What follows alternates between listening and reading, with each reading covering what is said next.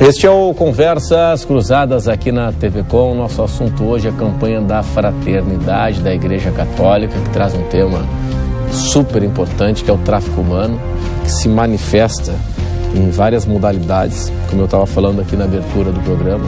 Estamos falando da venda de órgãos, estamos falando da venda de crianças, da adoção ilegal, da prostituição. E o arcebispo de Florianópolis, Dom Wilson Tadeu Ien, que está aqui conosco, a adequação do tema, arcebispo, é num momento em que esse assunto, né, esse debate está na ordem do dia, né, pela intensidade, né, pelo tamanho do problema, não é mesmo? Boa noite. Boa noite. Sim, é um daqueles assuntos de uma intensidade muito grande e que não se tinha muitos dados. E me lembro que na própria CNBB muitas vezes vinha esse tema, mas não se sabia até que ponto isso, a abrangência disso, né?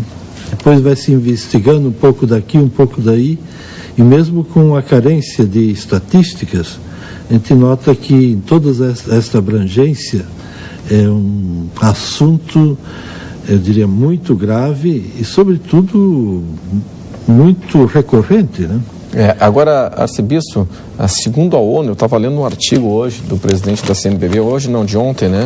Cardeal Dom Raimundo Damasceno Assis, que a ONU estima em 32 bilhões de dólares os recursos, né, movimentados pelo tráfico humano. Entra venda ilegal de crianças, exploração sexual, 32 bilhões de dólares, é uma máquina. Sim, é uma indústria. A terceira maior, né, arrecadação de tráfico.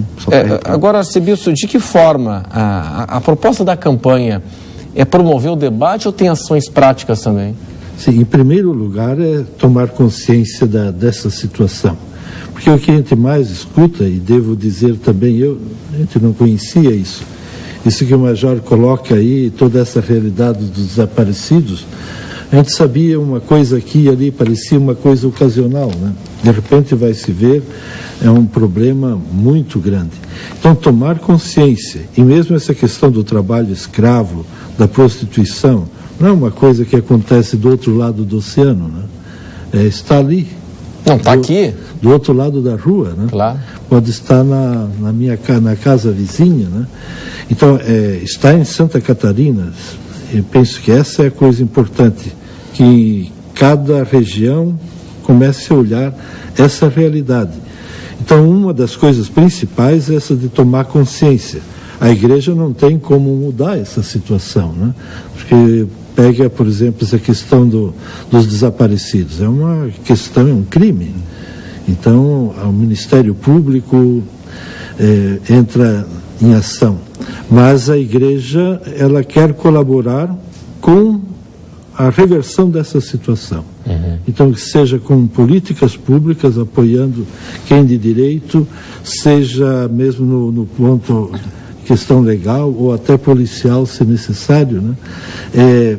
Penso que levantando a questão, localizando o problema, depois também se encaminha para buscar solução, para buscar exatamente caminhos que possam superar essa situação. Agora, Major, um trabalho da sua área, né, no seu setor aí de desaparecidos, alguém já foi localizado? Sim, nós estamos com 98 casos diretamente. Trabalhamos não só com pessoas desaparecidas, mas também com encontro familiar, né? O que é encontro familiar? Encontro familiar, então, são pessoas que por infortúnio do destino foram separadas, foram dadas para adoção, mesmo não sendo traficadas, ou por uma... Então, são várias situações, né? Tivemos um caso recente de alguém de Tocantins, veio trabalhar na mina em Criciúma, teve um acidente onde até faleceu dois trabalhadores, amigos dele. Ele perdeu a memória durante anos, foi se recuperando. Quando recuperou um pouco da memória, já não sabia mais, não tinha mais contato com os parentes, foi encontrar a família depois de 56 anos. Meu Deus. Irmãos, né? Os pais já tinham falecido, mas muitos irmãos retomaram depois de 56 anos. Então, casos como o que a gente faz, até em parceria desaparecidos do Brasil, ajuda muito em relação não só ao tráfico de pessoas, mas essa abordagem especificamente do procuro familiar.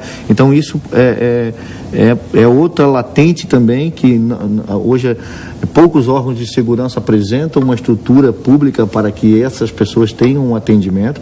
Na questão do desaparecimento, não só aquela busca imediata, mas também a questão da ampla divulgação. E hoje, até uma coisa que tem uma pergunta que você fez para ela, hoje a gente não tem como trabalhar regionalmente, não temos como trabalhar somente em Santa Catarina.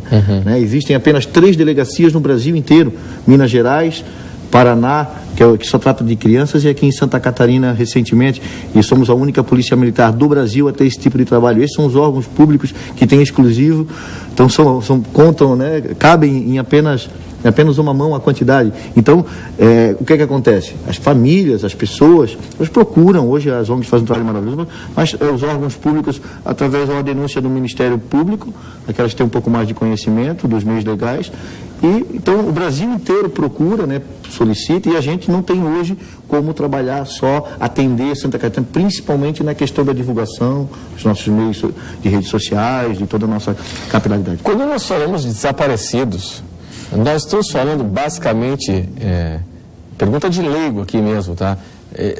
A vítima maior, a família vítima, é família população de baixa renda? Ou não? Não.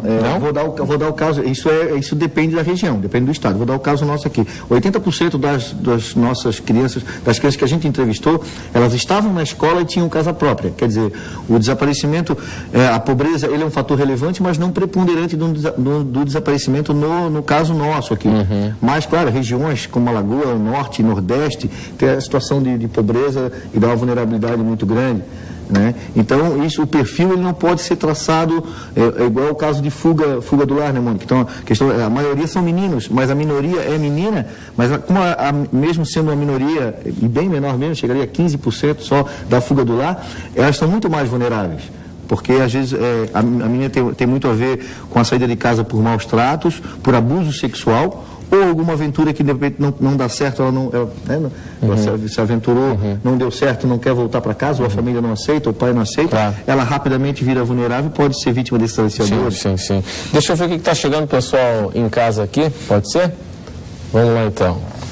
Clairton Souza diz assim, isso é resultado de um sistema destrutivo e irracional. O resultado desta equação é o caos e a destruição do planeta, é o que diz o Clairton. James Garcia diz assim, que a culpa é a ganância humana. A raça humana só pensa no dinheiro. Obrigado, James, pela sua participação. Agora, Zé Bispo, uma encrenca aqui para o senhor.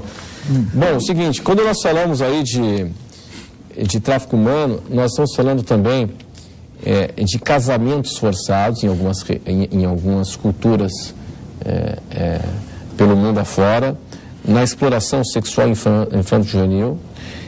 Estamos falando eu estava lendo um artigo essa semana também dando conta de que aqui no Haiti, o Haiti está aqui do lado, né? Aqui no Haiti, o cidadão compra uma criança, um negro, de 12 anos por $50. Compra por $50, R$115. Na Índia, um rim, $250? E aí o seguinte, quando acontece em um país que não tem maioria católica, a polícia, a igreja cobra da ONU, como é que se faz? Fica acompanhando, como é que se faz? Não temos direito de cobrar de ninguém. A gente apresenta o valor, apresenta a situação e acreditamos que essa é uma aberração, seja aonde for, porque a pessoa humana é ultrajada, não é respeitada na sua dignidade. Quando uma pessoa humana é comprada, isso é revoltante, seja onde for, né? Não temos como cobrar de ninguém, mas achamos que essa não é uma situação a ser seguida. Arcebispo, em Santa Catarina, nessa condição aqui de tráfico humano, o que mais preocupa o senhor? Não temos dados, mas existe algumas coisas, por exemplo, coisa que em Santa Catarina existe numa larga escala é o trabalho equiparado ao trabalho escravo, sobretudo nesses trabalhos sazonais, A própria temporada de veraneio aqui no litoral, muita gente é contratada, mas sem um contrato, sem os seus direitos, com condições de trabalhos muito precários, né? Isso tem.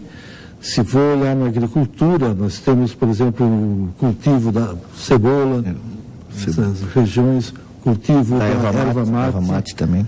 O próprio cultivo da maçã.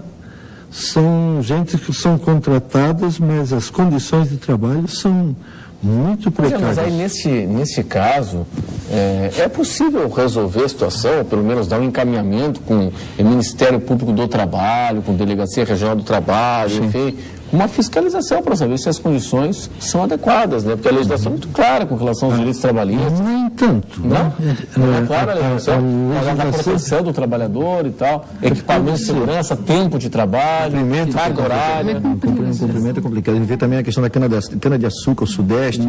Temos, até no meu livro tem a relação das empresas que apresentaram e algumas que ainda apresentam situações, isso registradas pelo Tribunal Regional do Trabalho, através de trabalho escravo, que foi detectado, alguns deles foram encontrados como desaparecidos.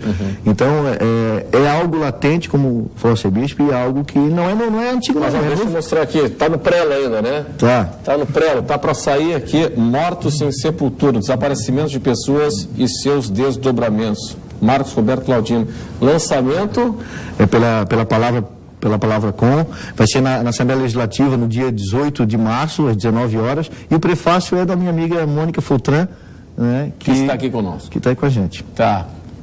Quando a gente fala em condições análogas à escravidão, nós estamos falando do que exatamente? De gente que está praticamente pagando para trabalhar, que tem documentos retidos, que trabalha de sol a sol, que não tem direitos trabalhistas nenhum. Inclusive crianças também, né, são exploradas. Eu acho que é uma aceitação, até da sociedade mesmo, que a gente vê isso acontecendo e falta denúncia também. Falta denúncia das pessoas que não...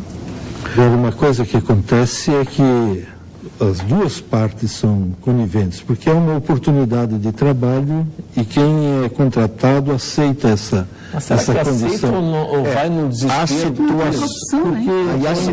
é uma oportunidade curta.